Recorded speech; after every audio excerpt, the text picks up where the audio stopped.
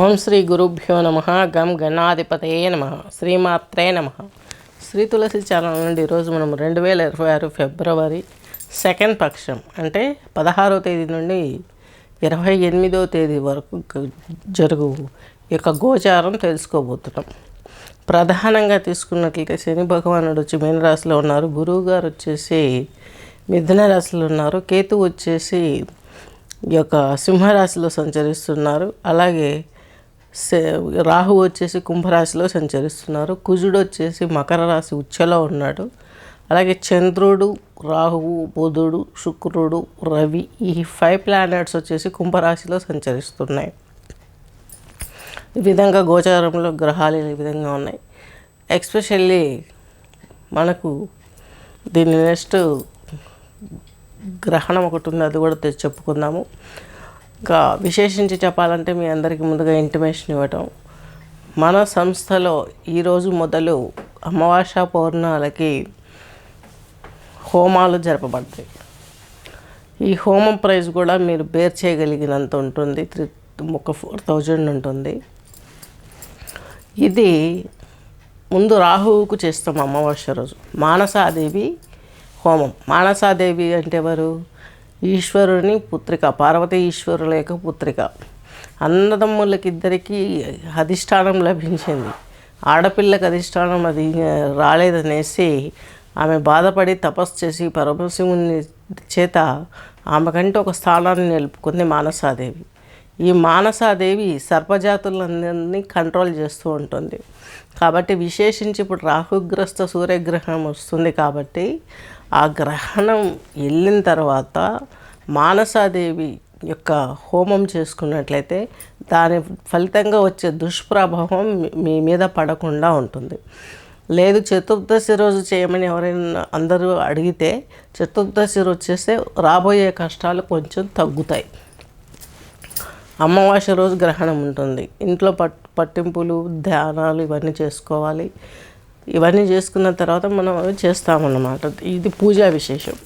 Next పౌర్ణమికి ఇంద్రాణి హోమం ఉంటుంది. ఇంద్రాణి అంటే అధిక సంపద, లక్ష్మీదేవిని. ఆమె కూడా ఈ రూపంలో ఇంకా ఆ స్థానం కంటే ఇంకా ఎక్కువ సంపదలను ప్రొవైడ్ చేసేట ఆవిడ.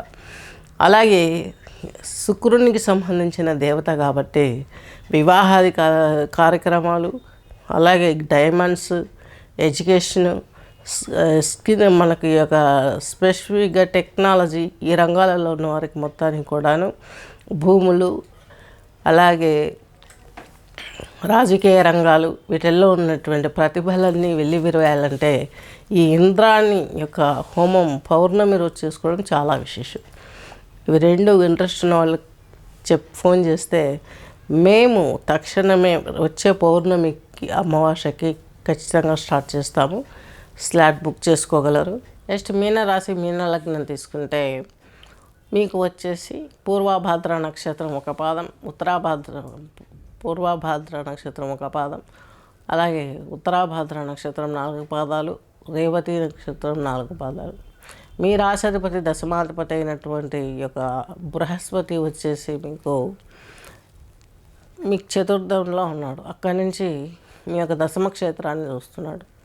ఉద్యోగాన్ని అయితే పోగొట్టుకునే అవకాశం కల్పించట్లేదు. కాకపోతే మీ రాశిలోనే శని భగవంతుడు ఉన్నాడు. ఏళ్ళనాటి శని మీకు తల మీద చక్కగా 90 డిగ్రీస్లో ఉంది. దీని మూలంగా చాలా ప్రభావం, ఎఫెక్ట్ ఎక్కువగా ఉంటుంది. మీ సప్తమ స్థానాన్ని చూస్తున్నారు. వచ్చే సంబంధాలన్నీ వెనక్కి వెళ్ళిపోతాయి, ఏం చేయలేరు, ఎంతో ఇబ్బందిగా ఫీల్ అవుతూ ఉంటారు. ఓసారి డిప్రెషన్కి వెళ్ళే అవకాశాలు ఉంటాయి.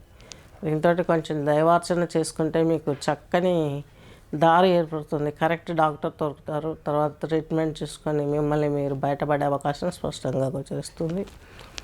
మీకు వచ్చేసి మీనరాశి వారికి 2వ ఇంటి అధిపతి, భాగ్యాధిపతి అయినటువంటి కుజుడు వచ్చేసి 23 వరకు మకర రాశిలో ఉచ్చులో ఉన్నారు. ఇక్కడ మకర రాశి వచ్చేసరికి మీకు దశమ కేంద్రమైంది, ఉచ్చులో ఉన్నారు, లాభమైంది, ఉచ్చులో ఉన్నారు. కాబట్టి మీరు చేసే జాబ్లో కొన్ని లాభాలు వస్తాయి. హెల్త్ దెబ్బతింటుంది 23 తర్వాత. కుజుడు వచ్చేసి కుంభంలోకి వెళ్తాడు, వ్యయస్థానంలోకి వెళ్ళిపోతాడు. అంటే 2వ ఇల్లు అంటే దేహం, అలాగే 9వ ఇల్లు అంటే మనకి ఇది కూడా మనకు ఎడ్యుకేషను, మ్యారేజీ, దాయాదులు, ఆస్తిపాస్తులు, భూ సంబంధమైన క్రయ విక్రయాలు ఇవన్నీ ఉంటాయి. వీటిల్లో ప్రాబ్లమ్స్ రైజ్ అవ్వడం చూస్తారు. వ్యయంలోకి రాబట్టి కుజుడు దీన్ని చూసుకొని పైపెచ్చు రక్త దర్శనాలు అయ్యే అవకాశాలు ఉన్నాయి. ఎందుకంటే రాహుతో కలిసి ఉంటున్నాడు. రాహుతో కలిసి ఉండడం మూలంగా చాలా ఇబ్బందులు ఫేస్ చేస్తారు మీనరాశి మీనలగ్నం వారు. ఏళ్ళనాటి శనికి ఇది ఆజ్యం పోసినట్టుగా ఉంటుంది. ఒక రకంగా చెప్పాలంటే శనిని మనం నిందించాల్సిన అవసరం లేదు. ఆయన నీచలేకి వస్తున్నాడు కాబట్టి తన ప్రభావాన్ని తను కోల్పోతాడు. ఇప్పుడు మెయిన్ రోలర్ ఎవరంటే రాహు. జూపిటర్ ఎంత కంప్రెస్ చేసినా కూడా రాహు మాత్రం తన్నిన బంతిలాగా ఫైటింగ్ సెక్షన్కి రెడీగా ఉంటాడనమాట, మనల్ని కొలాప్స్ చేయడానికి. సీసం అంటే మనము థర్మామీటర్లో సీసం ఉంటుంది కదా, టెంపరేచర్ చెక్ చేయడానికి పెట్టగానే వెళ్తుంది. ఈ సీసానికి సంబంధించినటువంటి లక్షణం పోతుంది.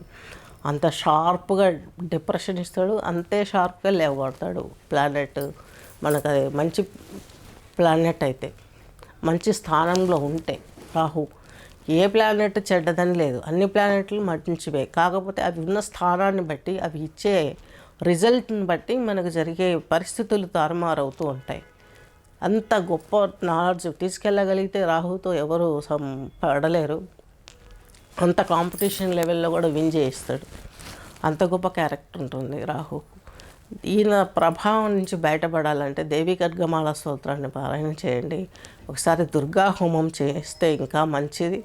ఒకసారి మీ జాతకాన్ని చూపించుకొని ఏం చేయాలన్నది డెసిషన్ తీసుకొని మా సంస్థలో జరిగే ఈ యొక్క అమావాస్య పౌర్ణమి పూజలు, అలాగే సుబ్రహ్మణ్య ఆరాధన పూజలు, ఇవన్నీ మీకు ఏ శాంతి ఉండో ఇవన్నీ చూసి సామూహిక పూజలు చేయబడడం జరుగుతుంది. దాని వివరాలకు మీరు తర్వాత ఈ నెంబర్ కాంటాక్ట్ చేయగలరు. స్వస్తి.